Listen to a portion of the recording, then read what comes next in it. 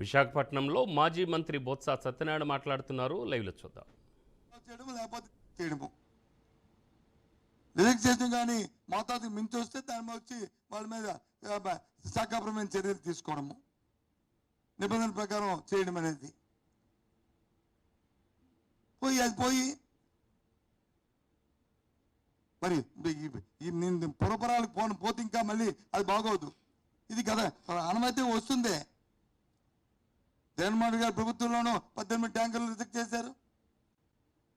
అంతకుముందు చంద్రబాబు నాయుడు గారి ప్రభుత్వంలోనూ 14 ట్యాంకర్ని రిజెక్ట్ చేశారు. ఇది వాస్తవం కాదా? ఇవి లెక్కలు తప్ప. ఎందుకు ఇది? అవసరం లేని సందర్భాన్ని, అవసరం లేని సమస్యను తీసుకొచ్చి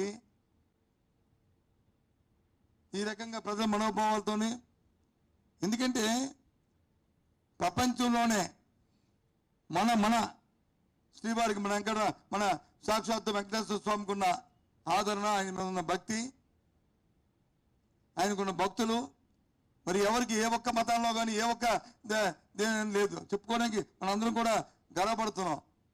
ఆ నమ్మకానికి మనందరం కూడా తలవంచవలసిందే. అటువంటి దేవుడి మీద, దైవ ప్రసాదం మీద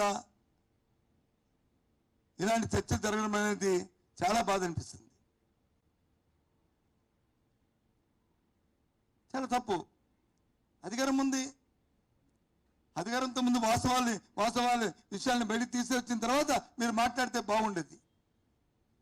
అందులోనూ రాజకీయ ఉపన్యాసంలో మీరు మాట్లాడింది ఎక్కడ? రాజకీయ ఉపన్యాసం. మీ 100 రోజుల తాలూకా మీ చరిత్ర చెప్పుకోవడానికి, మీ ఘనతని మీరు చెప్పుకోవడానికి పెట్టిన సమావేశంలో. వాస్తవం కాదా? చెప్పండి. తప్పు కాదు. ఇగో ఈ 100 రోజుల్లోనూ శాంతి భద్రతను చక్కగా పరిపాలించాం. ఎక్కడ 30 హత్యలు జరిగాయని చెప్పని మరి ఆరోపిస్తుంది వైసీపీ పార్టీ. కానీ ఎక్కడ ఒక హత్య కూడా, రాజకీయ హత్య కూడా జరగలేదు. ఈ 100 రోజుల్లోనూ ఎక్కడ బాలికల మీద వచ్చే అత్యాచారాలు జరిగాయి, ఒక 50 అత్యాచారాలు జరిగాయని డేట్తో సహా ఇస్తున్నారు. కానీ వాస్తవం కాదు. ఈ 100 రోజుల్లోనూ మేము ఇంతకు ముందు కంటే మధ్యాహ్న భోజన పథకంలో బ్రహ్మాండమైన భోజనం పెట్టాం. కానీ అది ప్రతిపక్ష పార్టీ లేదు, కలుసు ఆహారం పెట్టారని చెప్పి ప్రశ్నలో లేనిపోయిన రాయిస్తున్నారు. వాస్తవం కాదని చెప్పండి. జరిగే లేదు ప్రజల ముందు పెట్టండి. ప్రజల న్యాయనిరతలు ప్రజలు తెలుసుకుంటారు. లేదు మేము ఆరు హామీలు ఇచ్చాము. ఈ 6 హామీల్లోనూ మరి ఇవాళ ఒక్క హామీని ఇప్పటివరకు నెరవేర్చాం. మిగతా హామీలు వచ్చి తర్వాత నెరవేరుస్తాం. ఆర్థిక పరిస్థితులు వచ్చి బాగులేవు, 10 లక్షలు అప్పు చేసింది అని చెప్పారు కదా మీరు. 10 లక్షల కోట్లు అప్పు చేస్తే రేపు బడ్జెట్ పెట్టండి, బడ్జెట్ తెలుస్తాయి కదా వాస్తవాలు. నాకు తెలిసి ఏ రాష్ట్రమో ఇప్పుడు వచ్చి అధికారం వచ్చిన తర్వాత 3 నెలలు అయిన తర్వాత బడ్జెట్ లేకుండా ఏ రాష్ట్రం లేదు. ఎందుకు పెట్టట్లేదు? పెట్టండి. అంతకుముందు తెలుగుదేశం అధికారంలో ఉన్నప్పుడు 2019 వరకు రాష్ట్రం తాలూకా అప్పు ఎంతో 4,50,000 కోట్లు ఉంది. అది వాస్తవం కాదో? లేదు ఈ ప్రభుత్వం వచ్చిన తర్వాత బిల్లులు అన్ని కలిపి మొత్తం ఒక 8 లక్షల వరకు కూడా అప్పులు ఉన్నాయో లేదో? అది వాస్తవమో? ప్రతిపక్షం చెప్పినట్లు కాదు, మీరు చెప్తున్నట్లు 10 లక్షలు అప్పు ఉందో అది వాస్తవమో? ఏ విషయం తెలుస్తుంది? అయి పెట్టకంట ఎంతసేపు పాసిగ్రమాస్ చేసుకొని ఎవరి మీద బురద చల్లాలని అని చెప్పడం ఎంతవరకు న్యాయం? ఎంతవరకు సంబంధించిన చెప్పండి. వాస్తవాలా కాదా? లేదు నేను వచ్చి అమ్మఒడి వచ్చి ప్రతి పిల్లకి 15,000 రూపాయలు ఇస్తాను, కానీ ఆర్థిక పరిస్థితి బాగోలేవు, అందుకే దీని వచ్చి పోస్ట్పోన్ చేశాను, ఇప్పుడు కాదు ఇంకో 3 నెలలు పోస్ట్పోన్ చేశాను అని వాస్తవం ధైర్యంగా చెప్పండి. ఎప్పుడు ఇస్తారు చెప్పండి, తప్పే ఉంది. నువ్వు కొత్త పథకం అంటే ఎప్పుడు ఇచ్చుకో, పర్వాలే.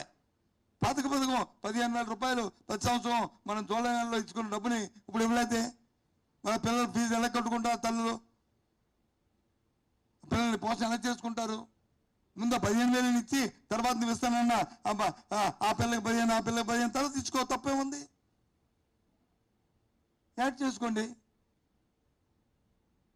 రైతులకు వచ్చి అకాల వర్షాలు వచ్చాయి, అధిక వర్షాలు వచ్చాయి, రైతులకు వచ్చి మదుపులు లేవు. ఇంతకుముందు ఇచ్చిన మరి రైతు భరోసా ఇంతకుముందు ఇచ్చారు, అది ఇవ్వండి అందాకల. తర్వాత మీరు ఇచ్చిన ఏదైతే యాడ్ చేస్తున్నారో యాడ్ చేసిన తర్వాత ఇచ్చుకోండి. వేడి నీళ్ళు చన్నీళ్ళు ఉంటాయి,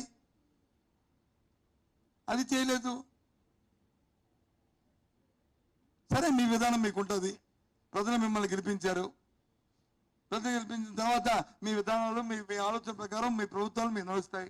ఓకే, ప్రజాస్వామ్యంలో అది ప్రక్రియ. ఓకే, ఇప్పుడు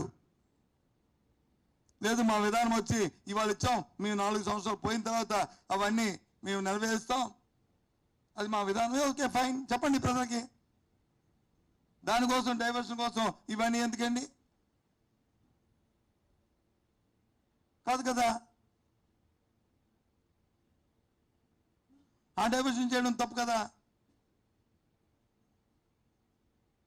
లేదు, మొన్న అధిక వర్షాలు వచ్చాయి, అదే వర్షపాతం ఎక్కువగా నమోదైంది 2 బాబు అది అయింది. దాంట్లో సుమారు దగ్గర అంకెల ప్రకారం కరెక్ట్ ఇంకా అంకెలు రావాలి. ప్రభుత్వ లెక్కల ప్రకారం 48, 50 చెప్తున్నారు. అందులో ఎంతమంది ప్రవాహంలో కొట్టుకుపోయారు, ఎంతమంది తిండి లేక 3 రోజులు భోజనం లేక ఆ వర్షాల్లో మునిగిపోయిన ఇంటిల్లో ఉండి చనిపోయారు, ఎంతమంది మందులు లేకుండా చనిపోయారు, ఎంతమంది పిల్లలు వచ్చి మరి అందులో చనిపోయారు, చెప్పండి లెక్కలు. ఏమైనా అడిగితే దాని గురించి అడిగితే 3 బోట్లు వచ్చి కొట్టేశాయి. ప్రకాశం బ్యారేజ్ దగ్గరికి పంపించేశారు. ప్రభుత్వమే ఏటి మీది? ప్రభుత్వం ఉన్నప్పుడు వచ్చి ఎవరు బోట్లు పంపించారు, ఎవరు బోట్ల, ఎవరు ఓనర్సా, ఎవరు నిజంగా అది ఇంటెన్సివ్ చేశారా, లేకపోతే అధిక వర్షాలతో వచ్చి కొట్టుకుపోయా మీకు తెలియదా? వాస్తవం మీ మనస్సాకి తెలియదా?